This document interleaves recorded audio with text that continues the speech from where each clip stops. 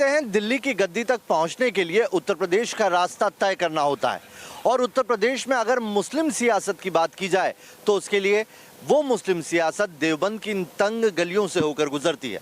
आज हम पहुंचे उसी देवबंद में जहां पर दारुल उलूम देवबंद है, तो जमीयत उलेमाए हिंद का भी यहां पर असर लोगों के बीच में देखने को मिलता है।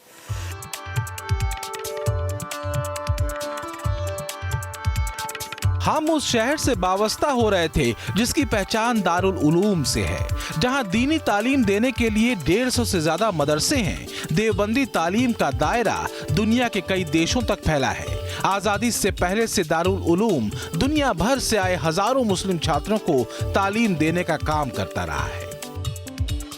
दारुल उलूम देवबंद की नींव 1866 में रखी गई थी। मकसद था मुस्लिमों को दीनी तालीम देना। एक वक्त था जब दारुल उलूम देवबंद से निकले हुए बयानों का असर पूरे देश के मुसलमानों पर होता था, लेकिन धीरे धीरे इसके बयानों में सियासी बयानबाजी आने के चलते इसकी मयार थोड़ी सी कम होने लगी। आज इसका दायरा उतना नहीं है, लेकिन फिर भी देवबंद में 150 से ज़्यादा मदरसे चलते हैं, जिसमें बड़ी तादाद में दारुल उलूम देवबंद चलाता है और बाकी कई दूसरी संस्थाएं चलाती है। आज दारुल उलूम देवबंद ने खुद को सियासी बयानों से बिल्कुल दूर कर लिया है। देवबंद सहारनपुर जिले की विधानसभा सीट है। यहाँ करीब 71% मुस्लिम हैं। सामाजिक ताना बाना और भाईचारा इस शहर की पहचान है।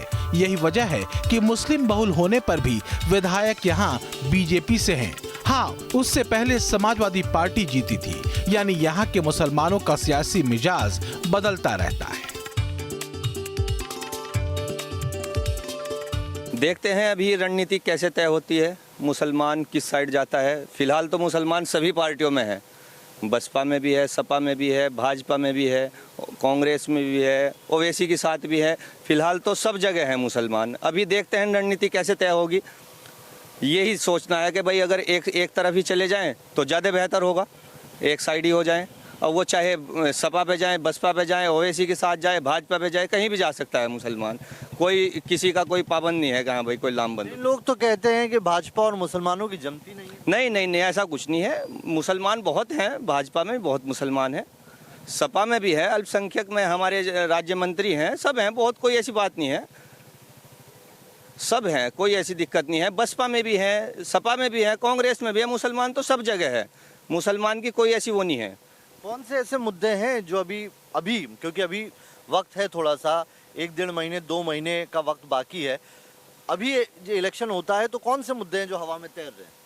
अगर विकास की बात करी जाए तो विकास सिर्फ अखिलेश यादव ही करा सकते हैं और कोई पार्टी विकास नहीं कराएगी। कानून व्यवस्था बेहतर नहीं हुई है? नहीं, कानून व्यवस्था बेहतर हुई। कानून व्यवस्था से क्या होगा? कुछ भी नहीं। ये विकास नहीं है। नहीं, आप कमा रहे हैं और अगर अपने घर तक ही नहीं ले जा पा। व्यवस्था इतनी बढ़िया नहीं हुई जितनी ये रुका उतार रहे हैं। अगर मैं कानून व्यवस्था की बात करी जाए तो बहन जी के कार्यकाल में बहुत अच्छी कानून व्यवस्था थी। हर अधिकारी अपने टाइम से दफ्तर में मिला, हर आदमी को, पब्लिक को परेशानी नहीं हुई किसी भी काम में। देवबंद में हर साल बड़े बड़े मुस्लिम स्कॉलर आते हैं। इतना ही नहीं, यहाँ से निकलने वाले छात्र दुनिया के कई मुल्कों में जाकर दारुल उलूम का झंडा बुलंद किए हुए हैं। दीनी तालीम के लिए पहचान बना चुका देवबंद कुछ वक्त पहले तक सियासी बयानबाजी में शामिल हुआ था। यहाँ तक कि फतवे भी लगातार जारी किए जाने लगे। ऐसे में दारुल उलूम की साख पर सवाल भी उठे, जबकि एक वक्त में दारुल उलूम से तालीम लेकर निकले मुसलमानों ने आजादी के लिए संघर्ष किया और जिन्ना के बंटवारे वाले एजेंडे का विरोध भी किया था। देवबंद के इन मदरसों में दीनी तालीम हासिल करने के लिए भारत ही नहीं, भारत के आसपास के मुल्कों के भी हजारों लाखों लोग देवबंद पहुंचते हैं। लेकिन आईएसआई और हिजबुल मुजाहिदीन के आतंकवादियों के यहाँ से पकड़े जाने के बाद सेंट्रल एजेंसीज की निगाहें भी अब देवबंद पर चौकस रहती है। लेकिन ये नहीं भूलना चाहिए कि ये वही देवबंद हैं जहाँ के दारुल उलूम के महमूद हसन देवबंदी और जमीयत उलेमाए हिंद के हुसैन अहमद मदनी ने वही वो दो नेता हैं जो गांधी जी के साथ कंधे से कंधा मिलाकर आज़ादी की लड़ाई भी लड़ चुके हैं। ये भी नहीं भूलना चाहिए कि दारुल उलूम और जमीयत उलेमाए हिंद ही वो दो ऐसी संस्थानें थी जिन्होंने जिन्ना के उस बिल का विरोध करने के लिए मुसलमानों से अपील की थी कि भारत का पार्टीशन नहीं होना चाहिए, इसके लिए कांग्रेस को वोट दो। देवबंद में दारुल उलूम एक खास विचारधारा को आगे बढ़ा रहा है। सियासी तौर पर उसने अब दूरी बना ली है। देवबंद का मुसलमान भी इस बात को समझता है कि दीनी तालीम के साथ दुनियावी तालीम जरूरी है, तभी अपने सियासी रहनुमा को समझदारी से चुनने का तरीका है। मेरा जहां तक मानना है कि उत्तर प्रदेश में विधानसभा का जो चुनाव आ रहा है कि समाजवादी पार्टी हो या बहुजन समाज पार्टी हो या कांग्रेस हो, सबको जो है मुस्लिम को जो है ना डराकर उसका वोट लेने का काम किया जा रहा है। पिछले 75 सालों में देश आज़ाद हो गया, लेकिन पिछले 75 साल से मुस्लिम को जो है ना सभी पार्टियां वोट बैंक के रूप में इस्तेमाल करने का काम कर रही हैं। मेरा तो मत ये है कि मुसलमान को उस पार्टी को वोट करना चाहिए जो उसकी राजनीतिक और सामाजिक हिस्सेदारी तय करने का काम करे, और जो है वही पार्टी जो है उसे साथ दे जो मुसलमानों को उनकी राजनीतिक हिस्सेदारी दे, क्योंकि हिस्सेदारी देने का कोई काम नहीं किया जा रहा।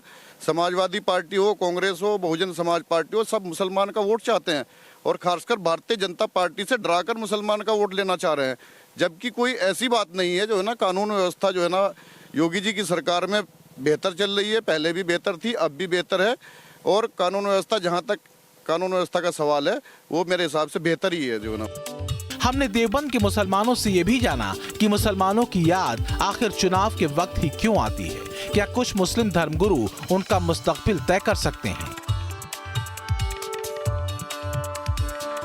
देवबंद में मुसलमानों की तादाद काफी ज्यादा है, लेकिन सियासी पार्टियों में सबका अपना अलग अलग यकीन है।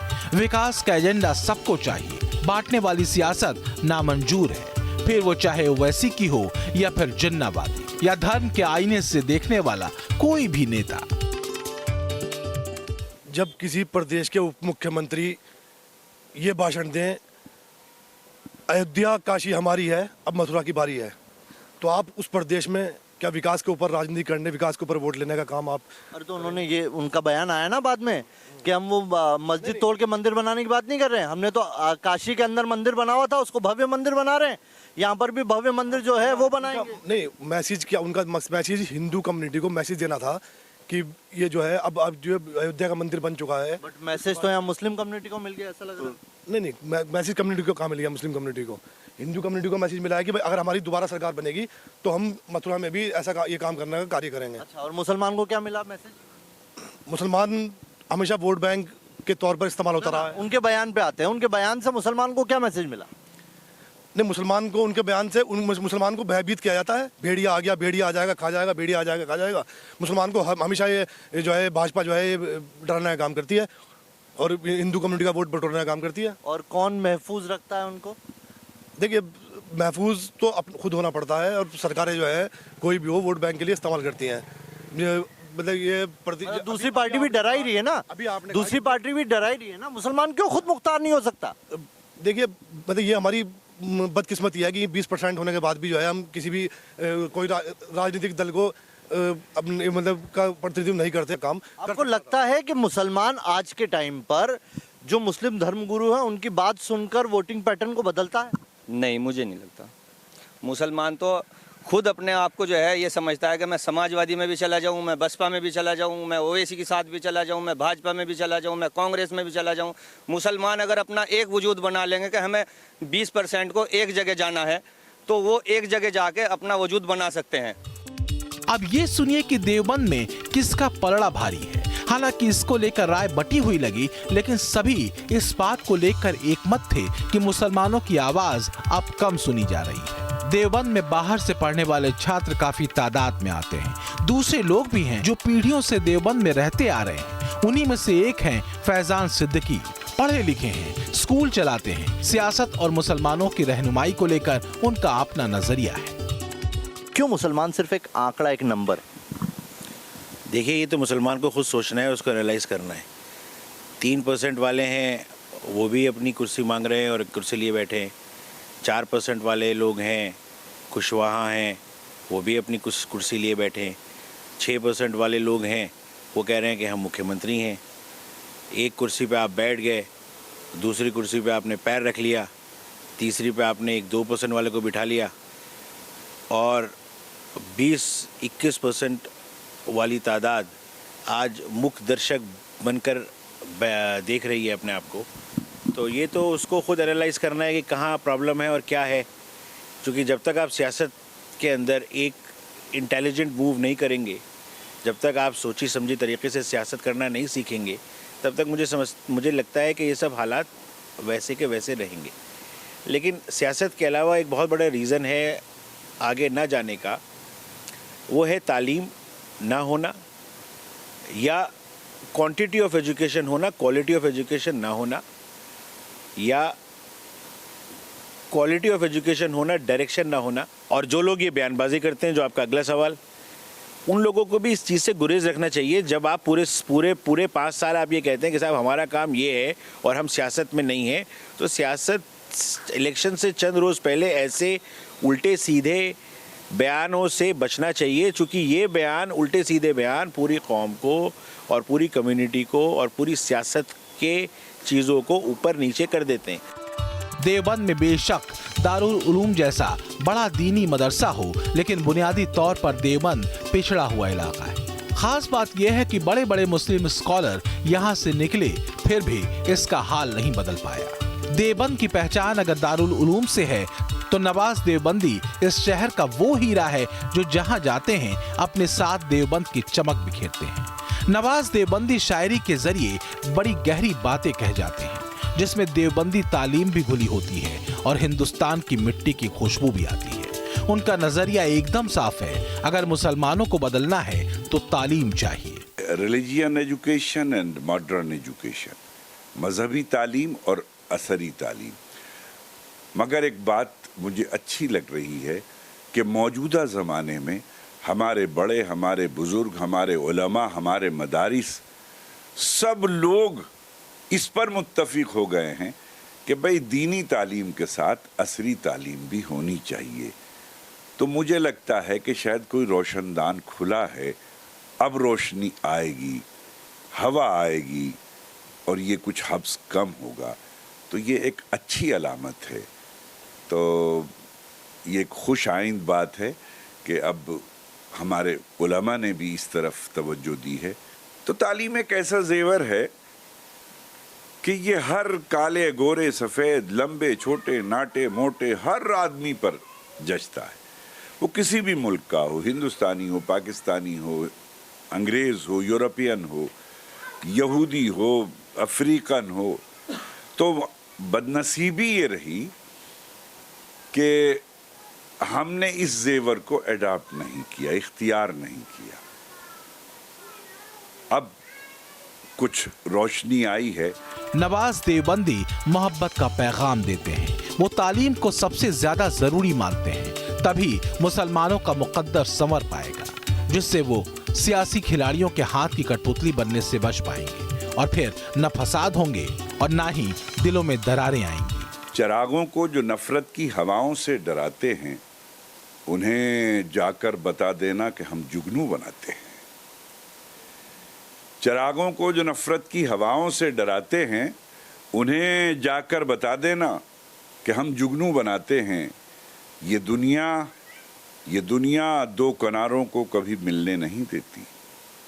ये दुनिया दो किनारों को कभी मिलने नहीं देती। चलो दोनों किसी दरिया पे मिलकर पुल बनाते हैं। तो हम तो मोहब्बत का पुल बनाने की कोशिश में हैं।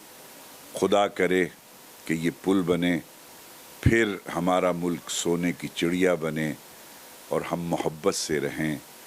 सबसे ज़्यादा ज़रूरत इसी बात की है। वो मेरा एक और शेर है कि रोशनी का कुछ ना कुछ इम्कान होना चाहिए।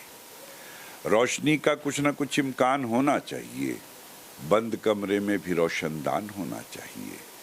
बंद कमरे में भी रोशनदान होना चाहिए। वो जो अनपढ़ हैं चलो हैवान हैं तो ठीक हैं। वो जो अनपढ़ हैं चलो हैवान हैं तो ठीक हैं। हम पढ़े लिखों को तो इंसान होना चाहिए। हम पढ़े लिखों को तो इंसान होना चाहिए और इंसान होना चाहिए। हिंदू मुस्लिम चाहे जो लिखा हो माथे पर मगर, हिंदू मुस्लिम चाहे जो लिखा हो माथे पर मगर, आपके सीने पे हिंदुस्तान होना चाहिए। देवबंद में करीब 27% हिंदू आबादी और करीब 71% मुस्लिम आबादी है। पिछले चुनाव में मुस्लिम वोट बटे हुए थे। इसी वजह से बीजेपी के ब्रिजेश कुमार जीते थे, जिन्होंने बीएसपी के माजिद अली को हराया था। ब्रिजेश को 1 लाख 2244 वोट मिले थे, जबकि दूसरे नंबर पर रहे माजिद अली को 72,844 वोट मिले थे। वहीं तीसरे नंबर पर रहे समाजवादी पार्टी के माविया अली को 55,385 वोट मिले थे। अगर वोट प्रतिशत की बात करें तो बीजेपी का वोट प्रतिशत करीब 43%, बीएसपी को करीब 31% और समाजवादी पार्टी को करीब 23% वोट मिले थे। लेकिन इस बार आरएलडी और समाजवादी पार्टी के गठबंधन से देवबंद की सियासी हवा बदल सकती है। सहारनपुर की देवबंद सीट यूं तो पूरे हिंदुस्तान के मुसलमानों के सियासी मायनों को कभी साधती थी, लेकिन आज यहाँ से कोई भी सियासी बयान नहीं आता। ओवैसी दारुल उलूम में आना चाहते थे, लेकिन उन्हें इजाज़त नहीं मिली। साथ ही ये भी बयान दे दिया गया कि अब दारुल उलूम से कोई भी सियासी बयान नहीं जाएगा। नेताओं की एंट्री भी बैन कर दी गई। किसी एक पार्टी का साथ नहीं देना समझ में आता है, लेकिन सियासत से पूरी तरीके से कट जाना क्या मुसलमानों के हाथ में होगा, ये एक बड़ा सवाल है। मौजूदा वक्त में देवबंद से बीजेपी के उम्मीदवार विजेता हैं। आने वाले वक्त में क्या यहाँ से कहानी बदलेगी, इस पर भी रहेगी हमारी नज़र। तो बड़े मियाँ किधर चले कि आज की टीम का देवबंद में सफ़र यहीं पर रुकता है।